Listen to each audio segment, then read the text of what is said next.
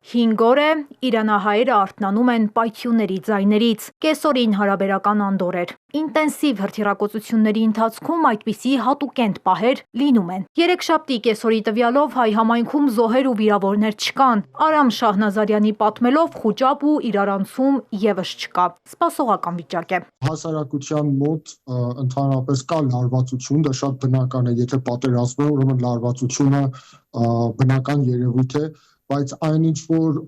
արևմտյան, այսպես կոչված լրատվամիջոցները հակաիրանական քարոզությունը փորձում են ներկայացնել, որ իրանական հասարակությունը խուճապի է մատնվել, հասարակական ճգնաժամ կա Իրանում, ես ամենայն պատասխանատվությամբ կարող եմ հայտարարել, ոչ նման բան գոյություն չունի։ Համացանցում տեսանյութեր են տարածվում, որտեղ երևում են կիլոմետրանոց հերթեր, մարդիկ ավտոմեքենաներով փորձում են հեռանալ։ Թեհրանում լույս տեսնող Ալիք օրաթերթի խմբագիրը խորհուրդ է տալիս չհավատալ արևմտյան քարոզչությանը, ասում է մարդիկ, հատկապես հայերը, չեն լքում Իրանը։ Կան քաղաքացիներ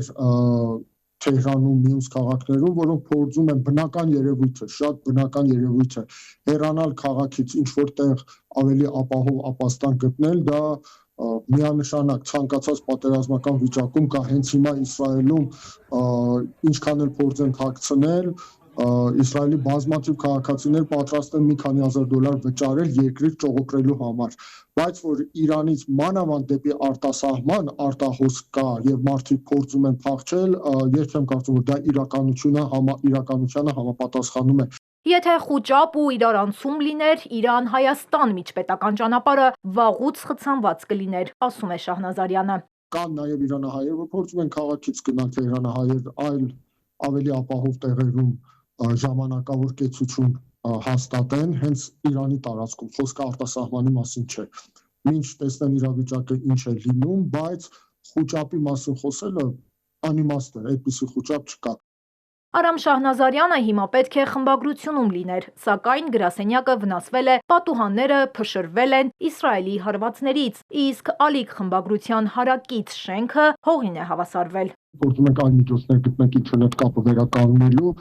որպեսզի տպագիր մամուլը օր առաջ սկսի աշխատել։ Հիմա միայն աշխատում է մեր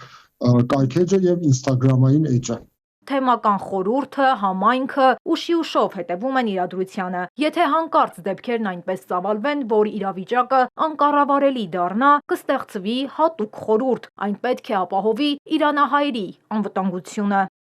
Լենա Կարապետյան, Ալեքսանդր Կիրոյան, Էպիկենտրոն։